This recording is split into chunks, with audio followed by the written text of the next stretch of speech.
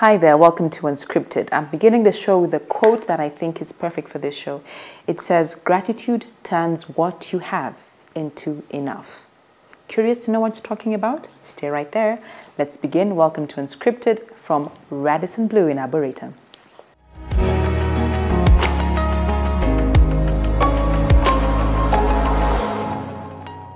My name is Harriet Gadoni Mugweru, also known as Mrs. Jenga or the right-hand lady. And at this time, I just want to encourage someone out there who might be going through some things in life that you actually don't understand what is really happening to you. Things could be not going your way. So many things could be colliding. But just want to give you a word of encouragement that there is a season for everything. Every single thing that happens to you is not getting God by surprise. So you might be a special person like me, and you don't understand. You grew up as a normal person in quotes, but later in life you find yourself as you get into an accident or just something happens that makes you to be a special person. So I just want to encourage you and tell you that nothing catches God by surprise. Whatever you're going through, He knows that. He already knows what you're going through and how He's going to take you out of that.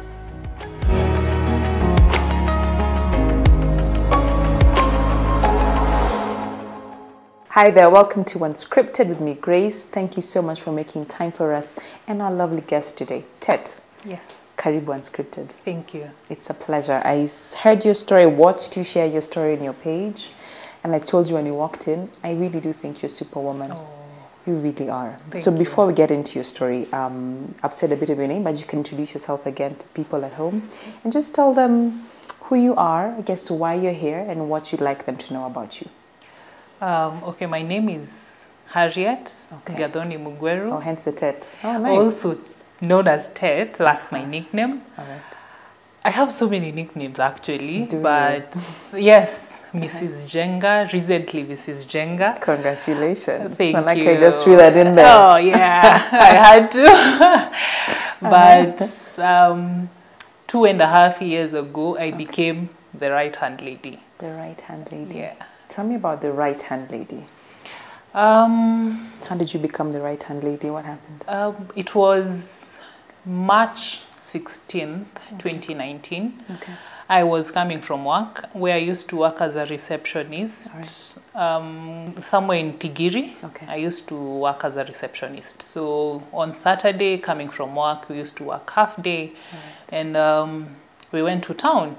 By that time, I was engaged. Okay. So I was planning to shop around yes, I was planning for my wedding. Okay. So I was shopping around in town. I see. I went to somewhere in like Regency to look for rings, and on my way back to the stage, I decided I needed some tops, like office clothes. So I wanted to go shopping. But on my way there, I realized I didn't have enough cash. So I just went back to the stage. And I boarded the bus that was there to You were quickly humbled. Kasema cha niende nyumbani. Nilitulia. I'll shop another thing yes, with me. I had to wait. So I love it. I boarded the bus. It was half full. Okay. So there are some spaces So that were seats. left. Yes. And I don't like sitting at the back. So I sat in front immediately after the driver. The three-seater that is next immediately after the driver. So at the window, there was a guy who was seated, not on my right. There was a guy who was seated at that seat, and there was a lady who was seated on my left. All right. This guy was a bit big. Okay. I think he was built. Okay. The lady was also a bit big. Okay. At that time, I wasn't this big, of course. So, Not big. So you were in the middle? Yes, I was in the middle. And we left town. A few kilometers from town, this guy, he was just nagging, and he started, Madam, Nagging you? Yes. And because I didn't want his stories, Yeah. I took my earphones, I love watching movies on YouTube. Hallmark movies. I love Hallmark Really? movies. Yeah. A full Hallmark movie on YouTube? Yes. Look at you. I love them. Okay. Everyone who knows me You're knows. not tired of... There are no interruptions? No. Okay. There are no interruptions. Okay. So I started watching my movie. And with all the distractions, you're watching your movie on your phone? I had to, like, this guy is so pissing me off. Okay. And the lady who was next to me on my left was reading her Bible. I remember she was reading the book of Psalms. Oh, wow. I can't remember the exact chapters that I saw, but I remember it was the book of Psalms. So we left Mombasa Road on our way to Embakasi, Utawala. Before you get to the army barracks roundabout, I think there's someone who wanted to alight. And the driver was in such a high speed that I think he wasn't able to control the car nicely or properly. So he moved from, he was in the innermost lane, the right lane, and there's a stage immediately after the roundabout. So he had to move very, very fast. And there was a small saloon car in front of us, the lane that he wanted to go to. So there's no way he could continue with that lane, and we had to go off the road. So off-road, there is a ditch there. Because of the speed that he was on, there's no way he could handle the off-road, the tarmac, and the speed. So we had to turn. We had to roll over on the ditch. We didn't like turn a couple of times. I think it was just one huge turn. Impact, yeah. Yes, that we were, us who were on the right, we were thrown on the left. To the left. And I always say that I didn't black out, but I also don't remember me landing. I see. Yes, I remember me screaming Jesus when we were moving from the right to the left side. But I don't remember us. What happened after? No, yes. But immediately after, I can hear the Boda Boda guys calling us. Like calling me madam pitia hapa, madam kujo pitia hapa. So that's why I always say I didn't black out, because it happened so fast. Okay. So I walked out through the windscreen. Okay. So you walked out? Because it was all shattered. Yes, I walked out with my phone. I never lost my phone. You had your phone in hand? Yes. The movie was still playing? It was. So it had that ring at the back, the ring that you put on the Yes, on the so you were holding on to it. So I was holding on to it.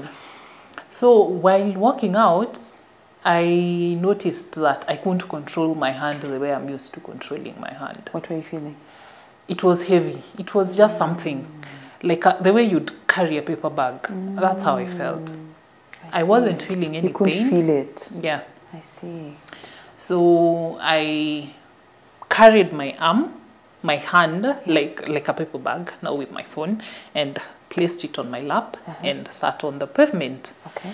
So the Boda Boda guys called some good Samaritans who were passing. And they were like, hey, peleka huyu yake ni serious. The lady, there's another lady. And you're not feeling pain? I was not feeling anything. I think my body was in shock. Yeah. I was not feeling anything. When you looked at yourself, what state were you in? Really bad state, because I had worn a white dress and some whitish sweater. So it was all bloody on this side. Yikes. So we were taken to KQ clinic for first aid, and they took me as an emergency because my hand was completely cut. It was crushed completely.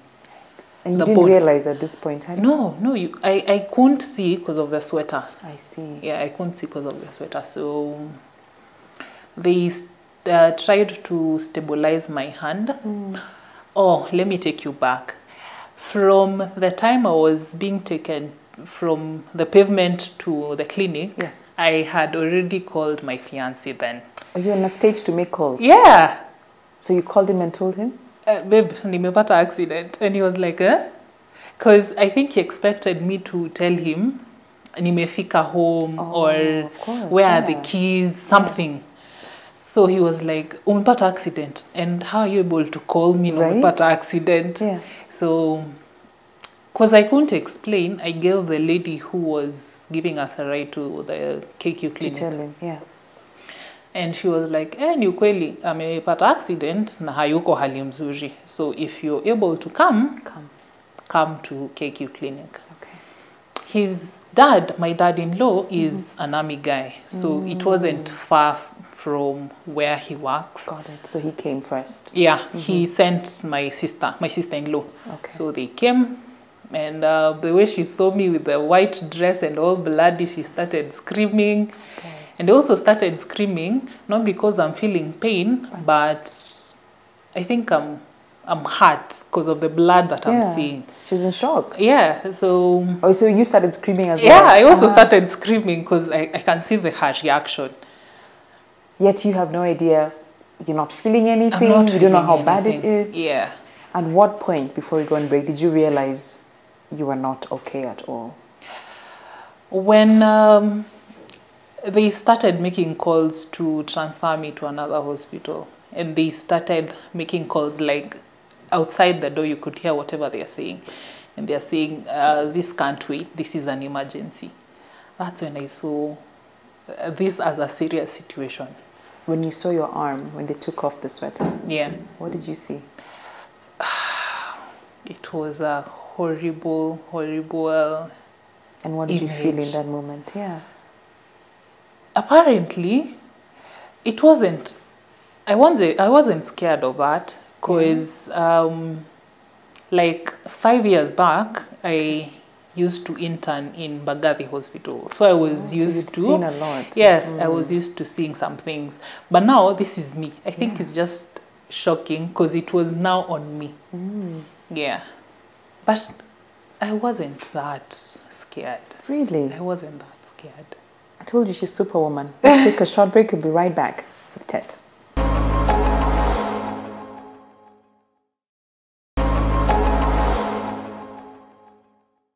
Welcome back. Thank you for staying with us. Now, Tet, as you share your story, I just can't imagine, you know, the state of all of that. That's a lot. Yeah. And you said for you, it hit you when you heard the doctors talking about, this is serious, we need to transfer her.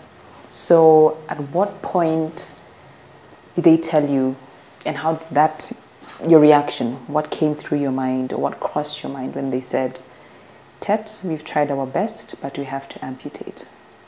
When did that happen, and to you, what did that cause in you?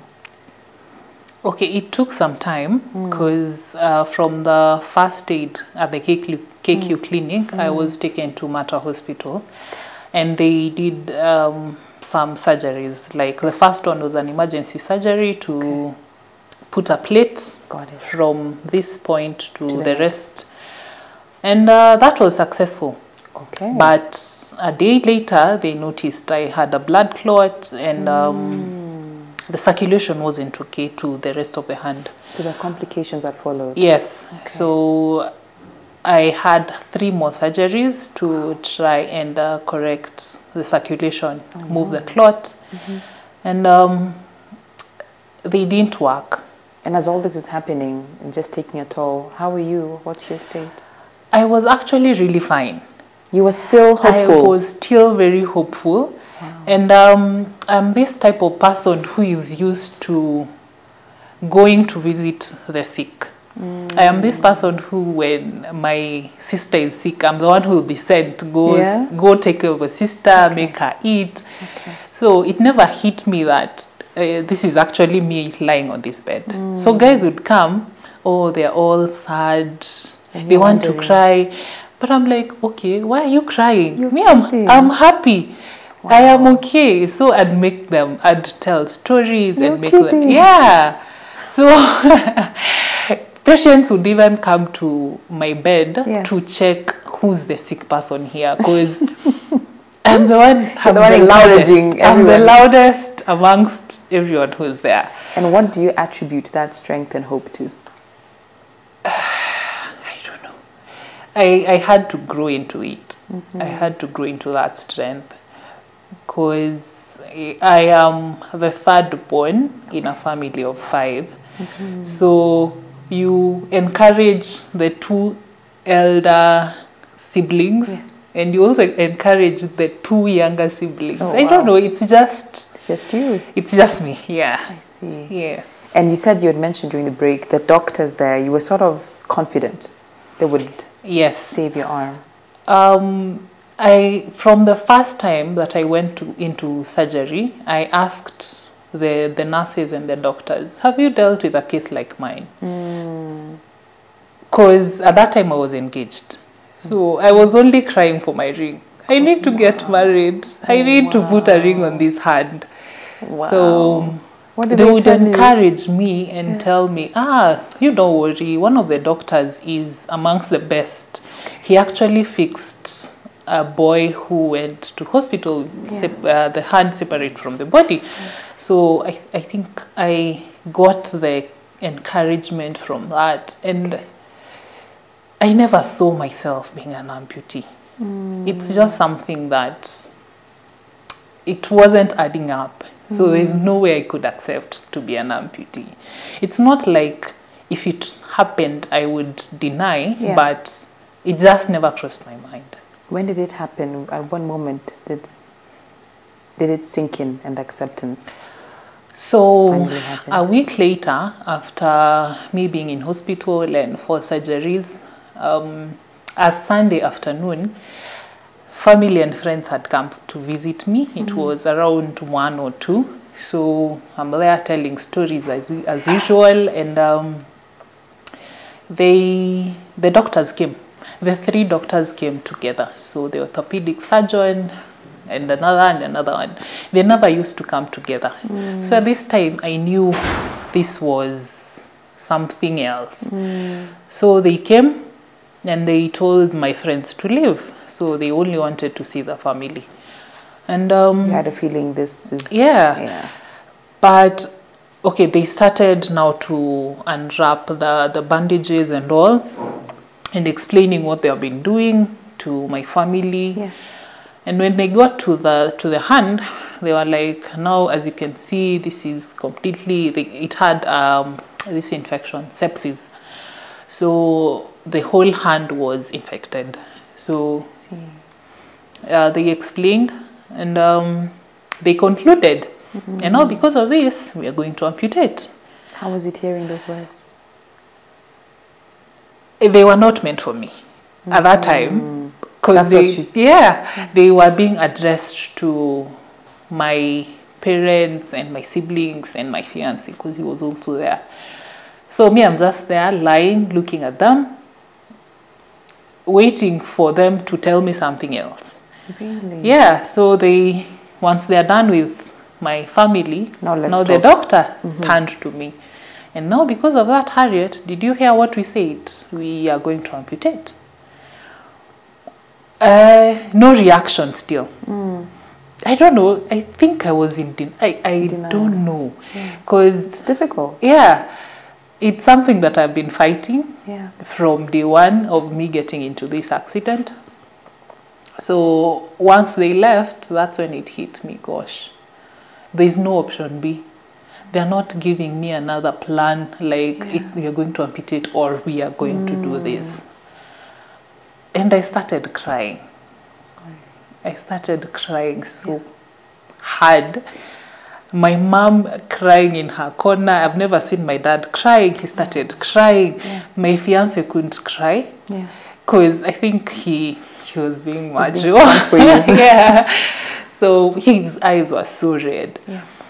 And he started asking, there's nothing else we can do.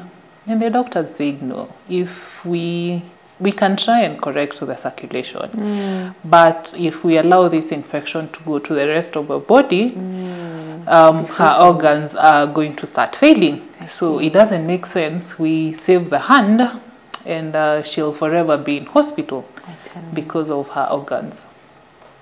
And once they told me that, I only cried for some time. Because my elder sister had gone through a similar situation.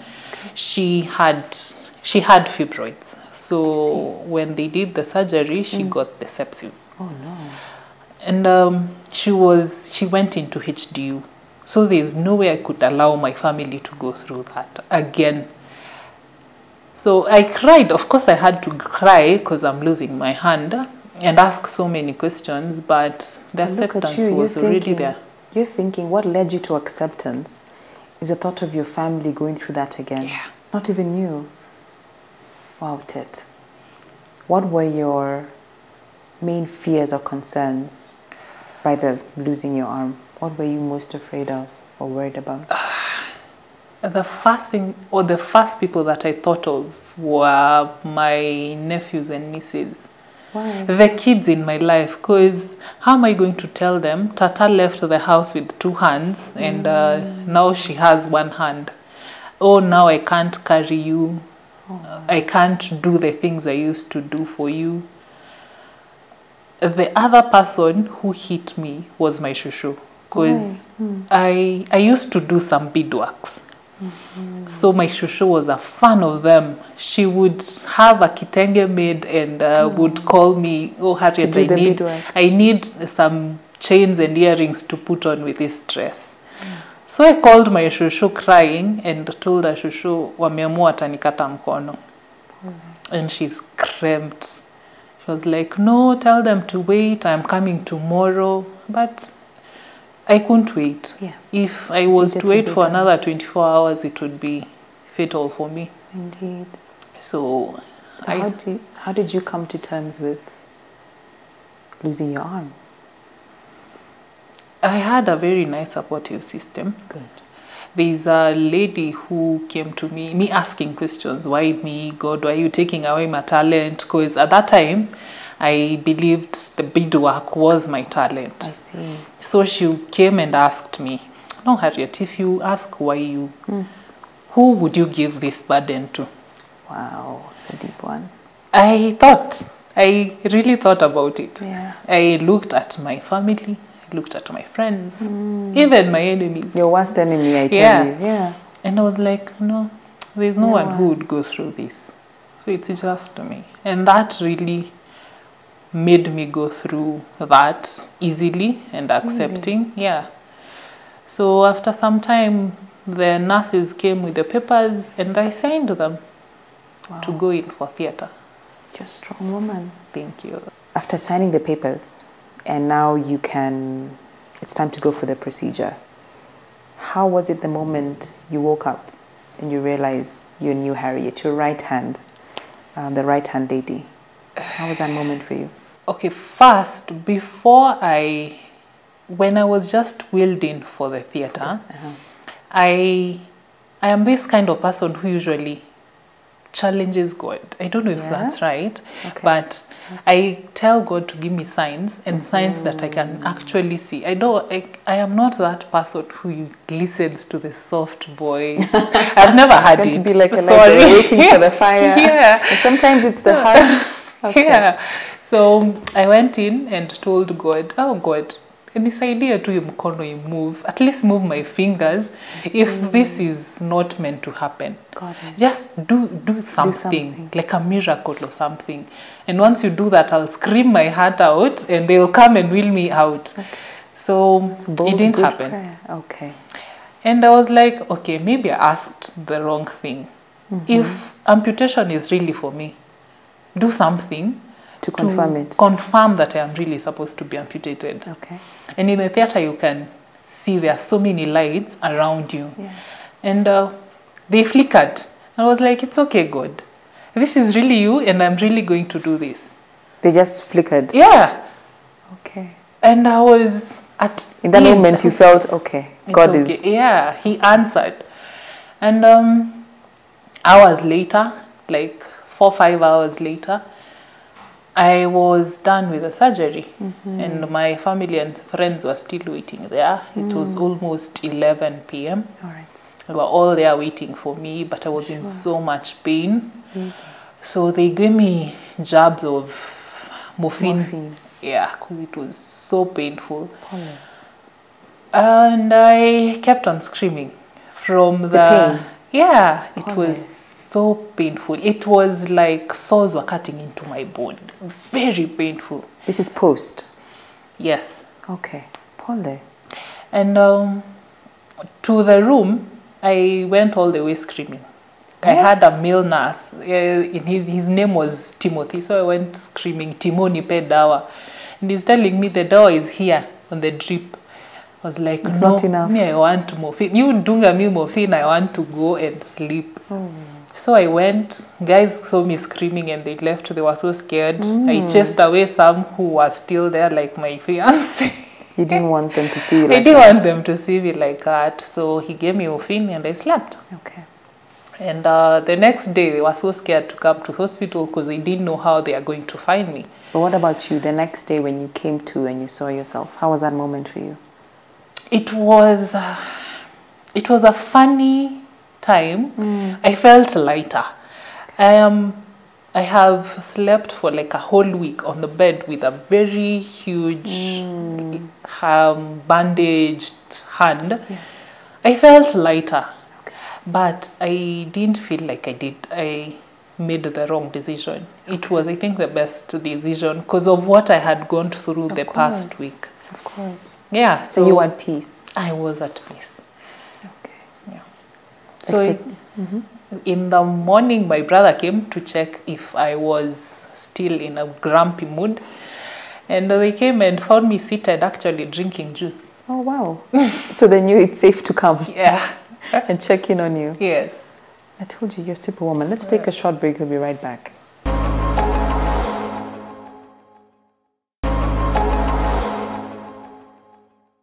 Welcome back. Now, Tet, post-surgery and your family comes to see you.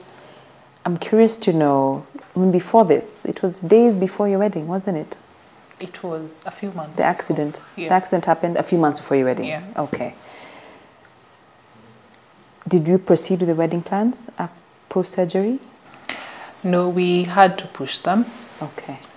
But he was still there. My point is, your fiancé walked with you through it. He was still there. He saw you and he still took you as you are. Yes. Bless him. So I had to ask the tough questions. Good. Like, babe, are you going to leave me? And he was Good. like, if I was to leave you, I would have left you when I saw you at the clinic. Okay. So I'm not going anywhere. Okay, good. And of course, I'm not marrying your hand. Okay, I'm marrying you. Yeah. Good. So a few months, we were still planning for our wedding and our traditional wedding.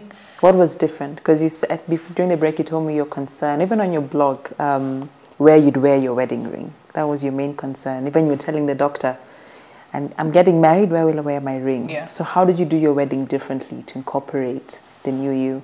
I had to change almost everything that I was wearing.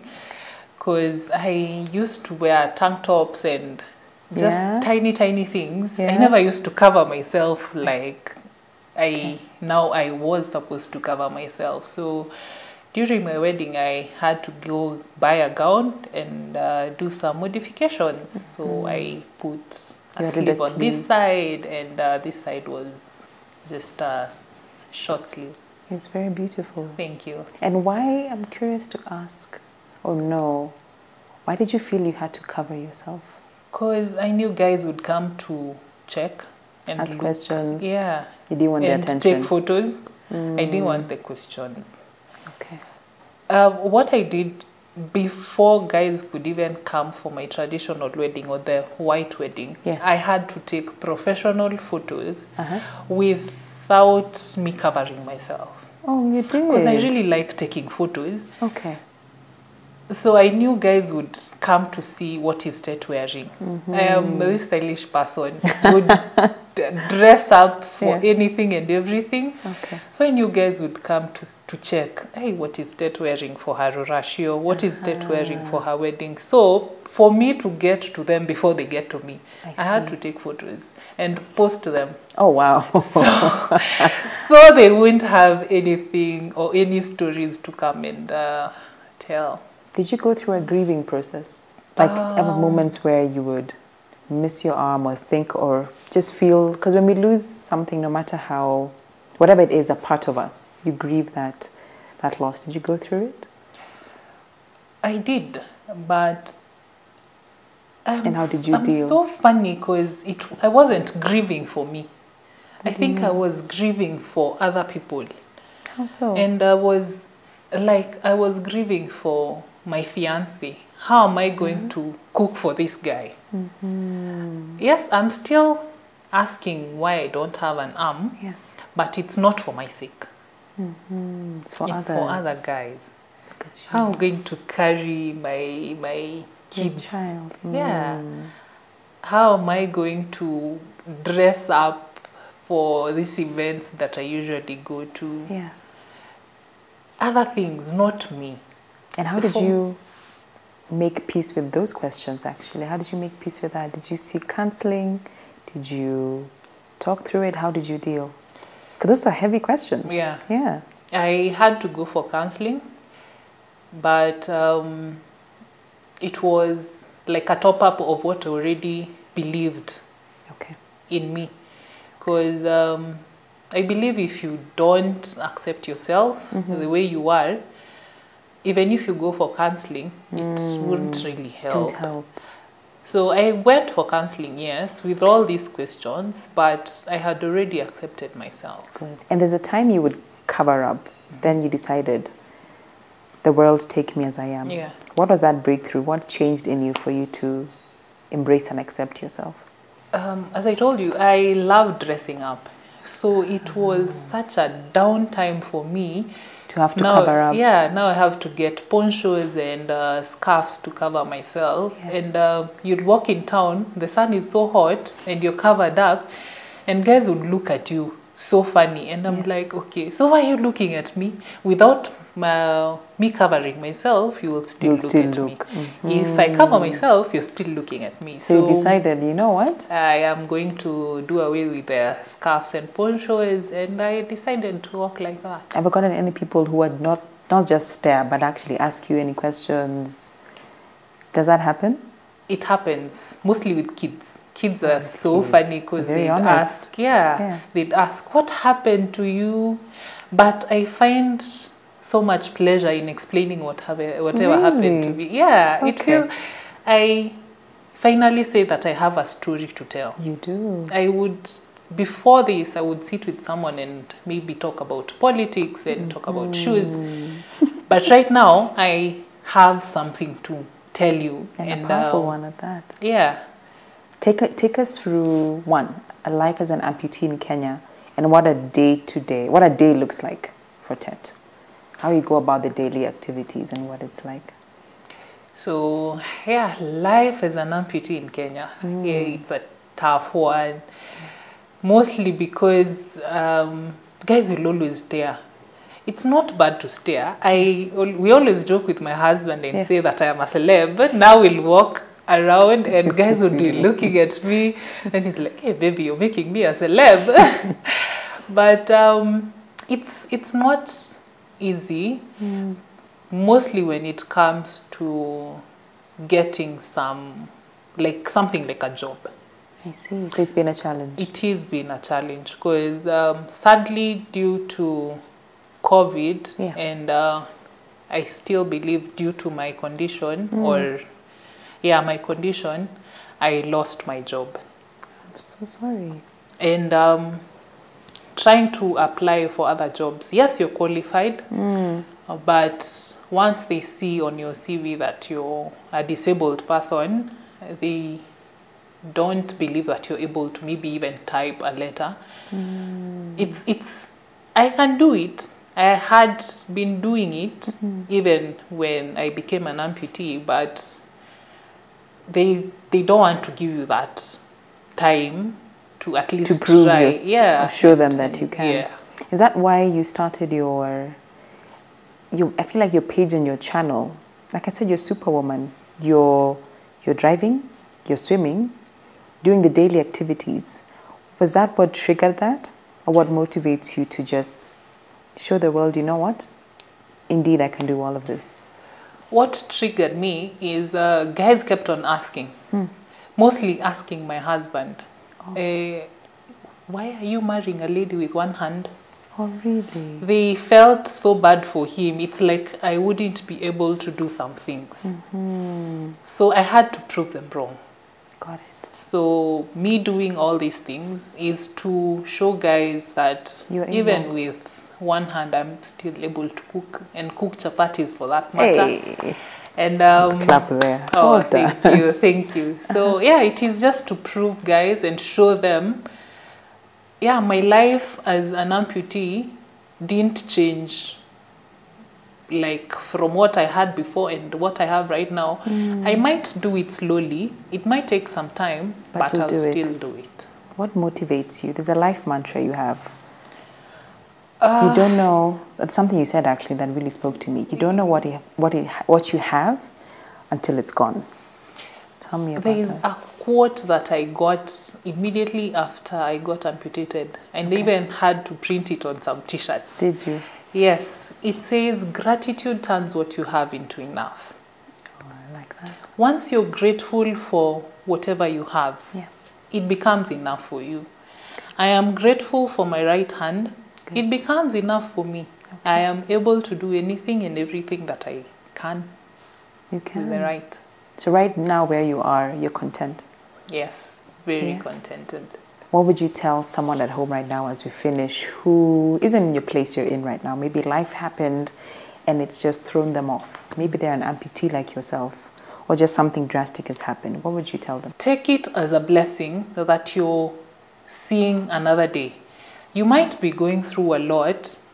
You might have lost your hand or your leg, but there are guys who are not even able to wake up. There are guys who are bedridden, or they didn't even survive whatever you survived. So take it as a blessing and be grateful for that little that you have.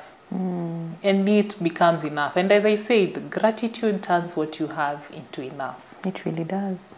Thank you so much, Dad. Thank you. We truly appreciate you coming here and sharing your story. Keep inspiring us. Keep posting everything you're posting. You're encouraging myself. And you are enough and you're a superwoman. Thank you. I'll keep reminding you.